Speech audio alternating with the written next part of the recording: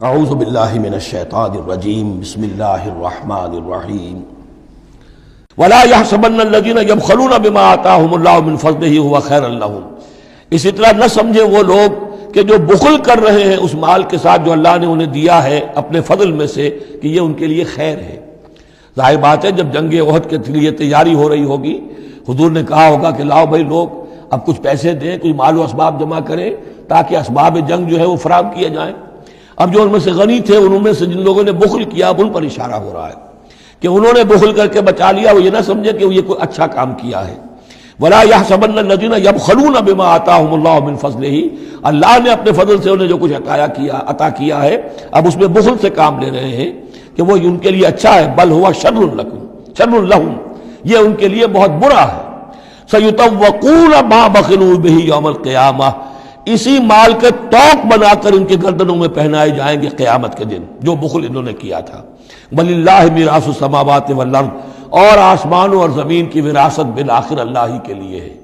آج یہ تمہارے پاس ہے، یہ میرے پاس ہے، بالآخر سب کچھ اللہ کے لیے رہ جائے گا، ہم نہیں ہوں گے، ہمارے بعد کسی اور کا، پھر کسی اور کا، اور پھر یہ سارا مال و اسباب ہاتھ بدلتے ہوئے بالآخر میراث تو اللہ کی ہے۔ وَلِلَّهِ مِيرَاثُ السَّمَاوَاتِ وَالْأَرْضِ وَاللَّهُ بِمَا تَعْمَلُونَ خَبِيرٌ، اور جو کچھ تم کر رہے ہو اللہ اس سے باخبر ہے۔ یہاں وہ 18 رکوع مکمل ہو گئے، 6 رکوع جو غزوہ احد کے بیان میں تھے۔ اب 2 کنکلوڈنگ رکوع ہے اس سورہ مبارکہ کے۔ لَقَدْ سَمِعَ اللَّهُ قَوْلَ الَّذِينَ قَالُوا إِنَّ اللَّهَ فَقِيرٌ وَنَحْنُ أَغْنِيَاءُ، اللہ نے سن لی ہے بات، قول ان لوگوں کا جو یہ کہتے ہیں کہ اللہ فقیر ہے، ہم غنی ہیں۔ ان میں منافقین بھی شامل ہو سکتے ہیں اور یہودی بھی۔ جب حضور کہتے تھے اللہ تعالیٰ کو ضرورت ہے قرض حسنہ دو، تو گویا کہ اللہ تو فقیر ہوا، پھر محتاج ہوا، ہم غنی ہیں، ہمارے پاس دولت ہے۔ سَنَكْتُبُ مَا قَالُوا، ہم لکھ لیں گے جو کچھ انہوں نے کہا ہے۔ بڑا غصہ ہے اس کے اندر، ہم لکھ لیں گے جو کچھ انہوں نے کہا ہے۔ فوراً تو نہیں پکڑتے، لیکن ایک وقت آئے گا کہ جس دن انہیں اپنے اس قول کی پوری جو ہے اس کی سزا مل جائے گی۔ اور صرف یہ نہیں، قتلہم الانبیاء بغیر حق، اور جو نبیوں کو یہ قتل کرتے رہے ناحق، وَنَقُولُ ذُوقُوا عَذَابَ الْحَرِيقِ، اور ہم کہیں گے کہ اب چکھو مزہ اس جلا دینے والے سلگتی ہوئی آگ کا۔ ذَلِكَ بِمَا قَدَّمَتْ أَيْدِيكُمْ، اور یہ سب کچھ ہے تمہارے اپنے ہاتھوں نے جو آگے بھیجا ہے۔ وَأَنَّ اللَّهَ لَيْسَ بِظَلَّامٍ لِّلْعَبِيدِ، اور اللہ تو اپنے بندوں کے حق میں ہرگز ظالم نہیں ہے۔ الَّذِينَ قَالُوا إِنَّ اللَّهَ عَهِدَ إِلَيْنَا، یہ گویا کہ پھر یہود کی طرف رخ ہو گیا ہے، جیسا کہ اس صورت میں پہلے تھا، اس رکوع میں 19ویں میں۔ جو لوگ یہ کہتے ہیں کہ اللہ نے ہم سے ایک عہد لے لیا تھا، اللہ نؤمن لرسول حتی یاتینا بقربان تاکلہ النار، کہ ہم کسی رسول پر ایمان نہ لائیں جب تک کہ وہ ایسی قربانی پیش نہ کرے جسے آگ کھا جائے۔ یہ ابتدائی زمانے میں، جیسا کہ میں نے عرض کیا تھا، عہد طفولیت تھا نوع انسانی کا، تو خرق عادت چیزیں بہت ہوتی تھی۔ ان میں سے ایک بات یہ بھی تھی یہود کے ہاں ابتدائی دور میں کہ اگر کوئی شخص قربانی پیش کرتا ہے اللہ کی جناب میں، کوئی بچڑا اس نے ذبح کیا، پیش کر دیا، اللہ کے لیے صدقہ کیا، نذر کیا ہے، تو آسمان پر سے ایک آگ اترتی تھی جو اسے بھسم کر دیتی تھی۔ یہ علامت ہوتی ہے اس کی کہ یہ قربانی قبول ہو گئی۔ جیسے حابیل اور قابیل کے قصے میں ہے کہ دونوں نے کچھ پیش کیا، قربا قربانا فتقبل من احدہما ولم یتقبل من الآخر، ایک کی قبول ہو گئی دوسری کی نہیں ہوئی۔ پتہ کیسے چلا؟ آپ اگر قربانی کرتے ہیں عید الاضحیٰ میں، کس کی قربانی قبول ہوئی کس کی نہیں ہوئی کیا پتہ، یہ تو اللہ ہی جانتا ہے۔ لیکن پہلے ایسی علامات حسی ہوتی تھی کہ پتہ چل جاتا تھا یہ قربانی اللہ نے قبول کر لی۔ تو اسی کے لیے انہوں نے کہا کہ ہم سے تو عہد لے لیا تھا اللہ نے کہ ہم کسی رسول کو جب تک کہ وہ یہ معجزہ نہ دکھائے اس وقت تک نہیں مانیں گے، تو اگر محمد رسول ہے تو یہ معجزہ دکھائیں۔ یہ تھی بات جس کا جواب دیا جا رہا ہے۔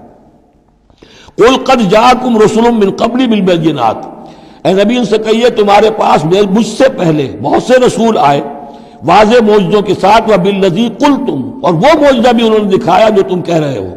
فَلِمَ قَتَلْتُمُوهُمْ، پھر تم نے انہیں کیوں قتل کیا؟ إِن كُنتُمْ صَادِقِينَ، اگر تم سچے ہو۔ فَإِن كَذَّبُوكَ، پھر اے نبی اگر وہ آپ کو جھٹلا دیں، فَقَدْ كُذِّبَ رُسُلٌ مِّن قَبْلِكَ، تو یہ آپ ہی کے ساتھ معاملہ نہیں ہوا، آپ سے پہلے بھی جو رسول تھے انہیں جھٹلایا گیا۔ گویا کہ یہ تو اس راستے کی ایک عام جو ہے وہ تجربہ ہے جو آپ کو بھی کرنا پڑے گا، جو اس سے پہلے نبیوں کے ساتھ ہوا ہے۔ جاؤ بالبینات، وہ بھی آئے تھے واضح نشانیاں لے کر، واضح معجزات کے ساتھ، والزبر، اور صحیفے لے کر، والکتاب المنیر، اور روشن کتاب لے کر۔ کل نفس ذائقۃ الموت، ہر ذی نفس کو موت کا مزہ چکھنا ہے، ایک دن تو موت آ جائے گی۔